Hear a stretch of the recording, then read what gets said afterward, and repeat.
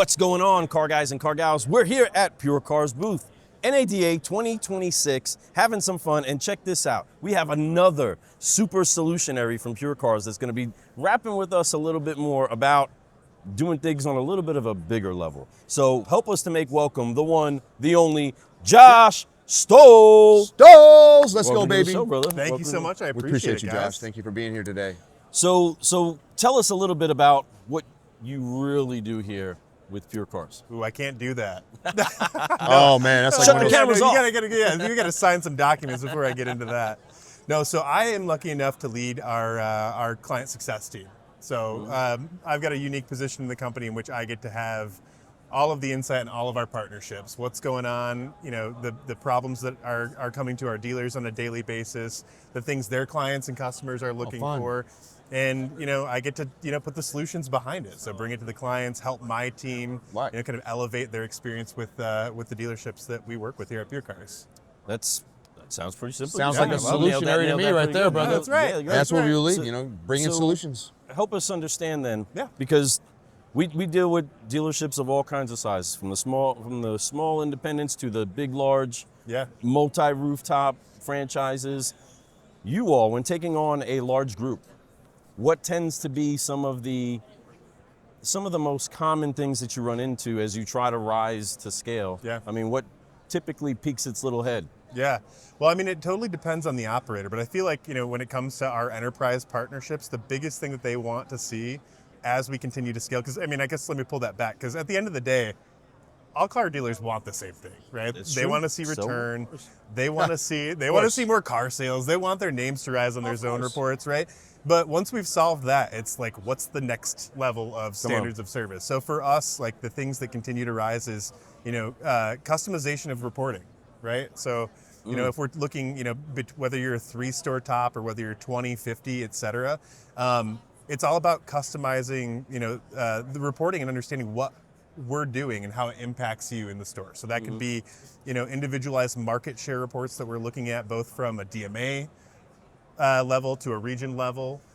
We get a lot of partners that have, area VPs that are, come in and say, hey, I don't care what's going on in this neck of the woods right now. I've got 2 or 3 stores that I need help with right now. What's the lay of the land? Yeah. We're able to break that down, show them what we've done specifically for their region compared to the rest of the country, compared to the rest of the group, and show them exactly what That's it's huge. going to take to kind of level up from there. So it's all about customization. Heck yeah, which you got to be, because Have you to. have people. I love how you led with it. You said, really, it's gonna depend on the operator. I mean, Yeah. it really depends on them. does. And Everybody's and so unique, much, right? Yes, they all have their own uniqueness. Yeah. Yes, but there has to be some sort of a reliance that they do have for you to help steady the ship when it comes to them shelling out a good amount of dollars Yeah. in marketing and needing to actually say, listen, this is how we feel, this is what we think, but you guys know what you're talking about. Tell Yeah. me how to think, Yeah, 100%. I mean, what it comes down to too is language, right? There's different Yes. languages that our team has to speak when it comes to our partners, right? We've got, multiple layers, especially when you're at the enterprise level. You've got owners, you've got marketing managers, you've got GMs, you've got BDC managers. You've got to speak a different language for each one of those people in So order true. to get them to understand how we're helping them, from the digital side of things and how that impacts the store processes. So true. Absolutely. true. When it comes, you brought up enterprise partners, right? When it comes to enterprise partners, to define success, how do you do that with support and service? Yeah, so I mean, again, it comes down to what we're able to customize. So oftentimes it's specifically doing everything that we can to talk about how we're attributing, our campaign success to, their sales individually, whether that be leads. And then it's how many VDP views do we need to get in order to acquire that lead? And that's a conversation, right? So we can go to the GM and say, here's what we're doing, here's what we see on conversion levels across your third parties. And then it's to the BDC, don't waste your time on this third party anymore. Start working these more because you've got better conversions here. And then it's Mr. Dealer. If we can impact your digital traffic to this level, we're going to get more at bats to the best converting, part of your website, which is your website leads. So it's, again, comes back down to supporting those standards of service through those different languages. Yeah, so language is important for culture to be created. Yeah. And a culture of winning is what you guys know exactly how to do. and setting them up for success. We champion that. We applaud you. Also because you try to learn the language. You try to learn their language without having to force them into understanding yours. You know what I mean? When you have that type of a relationship with somebody that is legitimately trying to understand you before they get to try to get you to understand them, you're building a true relationship that builds over time. When you run into these situations where you have a dealer that has tried and feels like they threw it all. They threw everything they could at trying to find a great marketing plan. What do you usually do to comfort them as they're saying, all right, tell me how PureCars is going to fix my world? Yeah. I mean, I bring it directly back down to, what they're looking at on a day-to-day basis, right? Mm-hmm. We all know what car dealers look at when they get up in the morning, right? Mm-hmm. They're looking at industry news. They're looking to see what was punched the day before.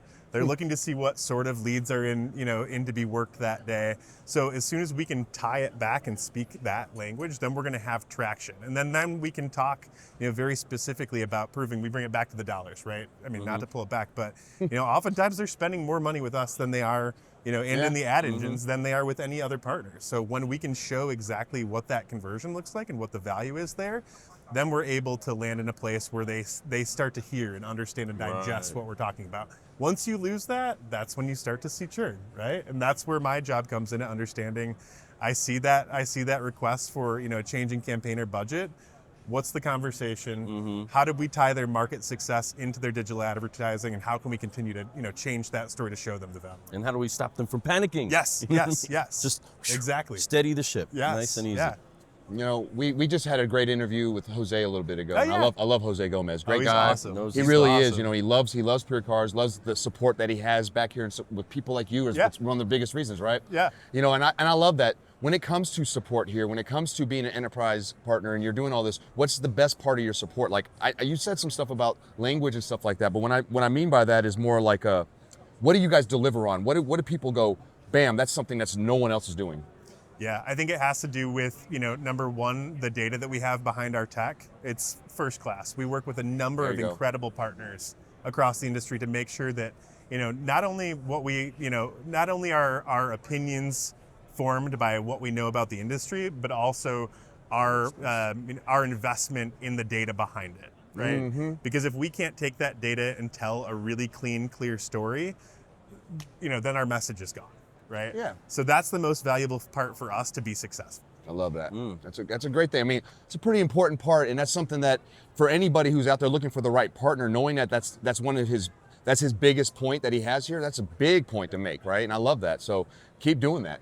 And I promise you guys will keep growing. Yeah. That's right. Yeah. And we have to have a first-in-class customer success team. You Yeah, know, we- to you guys tell do that what you story, right? And that's Definitely what do, we've got. definitely We hear do. some good things. Yeah. Yeah.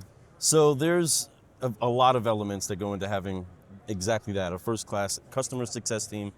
It definitely is the heartbeat that you guys have for making it not just work, Yep. but making it work right. Yep. And there is those are two completely different worlds. Totally. It's just working, it's kind of working out. Mr. Dealer, here's a couple of cool stats that I can give you to make sure that you know what we were advertising was seeing people. But at the end of the day, the dealer is like, hey, I need to move cars. I need to move the metal. I need to see an uptick. What do you usually find yourself pointing towards inside of your initial campaigns with most dealers that really need that shot in the arm and need to jump up into getting just some business? Yeah, well, it comes down to, looking holistically at their marketplace and understanding, what sort of input they have on ups, right? So looking at the, a traditional marketing funnel, high to low, how can we impact each of those levels, from a campaign perspective, against the inventory they have? So, what are their pain points in terms of what they can't sell, what they're being challenged on, where their focus is, understanding what their goals are, and aligning all of our products in that marketing funnel to, again, at the end of the day, get more conversions. So that's the biggest thing that we try to do in order to tell that kind of starting point to make that big impact. That's awesome. Make sure that you guys write that down. Get yourself ready for the demo. Absolutely. Right? Bring it on over. Get yourself ready for that. Another question that we do have for you. So what does the proactive service look like on an enterprise level? Yeah, To be totally honest with you, it's the same that we have with any dealer, just at a little bit of a different scale. So I talked about languages between Sure. different points of contact. It comes with proactive recommendations, right? Okay. And also transparency. We're not a team that's going to say, 3 months later we noticed something, fixed it, and try to brush it under the rug. It's We coming up patched with the hole. Right. It's coming up with those proactive solutions of, hey, Mr. Dealer, we saw X, Y, and Z. Let's put a campaign specifically against that using our tech that's going to make a better difference in Heck yeah. terms of your at-bats. And here's what that looks like. And then again, turning that over to the marketing manager and tying that same story around of like, hey, this is what we're implementing based on what your needs are and what you need to accomplish. Here's what you need to look like, right? So breaking that communication and Love that. I call it the what's next, right? Breaking that down for delivery. And it's all love that. about kind of that follow through for us. You guys are top notch. Top Seriously, top notch. And you got to answer for it all. Why? Because they do it all. They're here trying to make it happen. They're not here making fluff happen. Yeah. I love that word transparency. And Yeah. that's a big word. It's a big word in every level in sales. And the more that we can be transparent all the way through, the better that the whole experience is going to be. 100%. And the more fun we have at work. Yes. Because the last If thing we're we not want to having do. fun, Then what are you doing, right? Yeah, exactly. But also, like, I don't want to have to put smoke and mirrors up to sell something. I don't want to put right. smoke and mirrors up so someone thinks that we're doing good. I want them No. to know we're doing good, and I want them to see what we're doing for them. Yeah. Then they're really going to believe in It's it. Now not they're signing genuine. up every store, right? Yeah, So yeah. We look at value on a lifetime of a customer, right? there you go. Of course. How can we you have continue to invest into that, to continue to let those clients, put that investment back in us so we can evolve their marketing story, because it's Absolutely. about their success, Because right? it is an investment. Yeah. And it's a big investment. Investment means it's something that you're going to get a return on, right? Yep. And that's massive. It's not a spend, folks. Yep. Quit saying, oh, it's cost me. It doesn't cost you anything. It's an investment for you guys to do this because you will get your money back. Yeah. That's the whole point. Yep. It's not just money that's sat there to be burnt. It's money that sits there and turns into more money. I love what you guys are doing. You 100%. guys are a bank. Yeah. Literally. Oh, that's great. Nice. So, a lot of moving elements. A lot of moving elements. A lot of different people. A lot of coordination has to happen. A lot of synchronization. I mean, it's like a great orchestra or a Yeah. great band. Lots of instruments. But how do you make sure that with all of those moving parts, you deliver consistently? Yeah, it's about communication, both internally, right? There's a lot of moving pieces. We've got folks that are working on the back end that are right. making, our campaigns run, that are making our optimizations. We've got our team that's constantly talking to our dealer partners about what's coming next in terms of AI, the things that are coming down with our CDP. And then we've got the folks that are in front of our clients, That's right? right. Every single day, my team that's talking about how to drive results. And at the end of the day, it comes down to making all of those, centralizing all of those communications over the client's goal. So we're all marching in the same direction. Right. And it's not a natural thing, right? No. You talk and laugh about, the frustrations between sales and marketing all the time, right? It can be oil and water sometimes. But if you are able to talk about it through the lens of the client's goals, then we're money. Which is the unifier. It's almost like the Absolutely. sticking agent. Absolutely. Getting back, hey, we're all here to solve the same problem, just That's like the right. surgeon and the pediatrician or, all of those collective professionals. We all want to solve the same problem. We want to make things easier for our clients, and we want to make the experience better for their client so that we just keep winning our community and we do good, effective work for each other. Yeah. You all do a phenomenal job. This is an incredible event already. We know that the buzz has been great. Business has been cooking and things have been getting booked. What excitement do you leave here with going into, hey, it's time to get back to work. Leaving NADA, the big show's over. We had the good meals. We had the fun days, lots of talks, but I'm excited to get back to this when I get back. Well, I mean, it's kind of cheesy, but for me, I love FaceTime with our clients. This is a concentrated amount of that. It's a concentrated amount of feedback. So for me, it's taking everything that we've learned here and bringing it back to my team to do our long-term, our short-term and our long-term planning. Man. Here's what the team is bringing back. Here's what the dealers have been saying about our competition, about things they're excited about. Here's how we work that in, right? A lot of times, I've spent the last, day and a half talking to our partners and saying, hey, as a CX leader, what's the most important thing I need to take back to my team at the end of the day?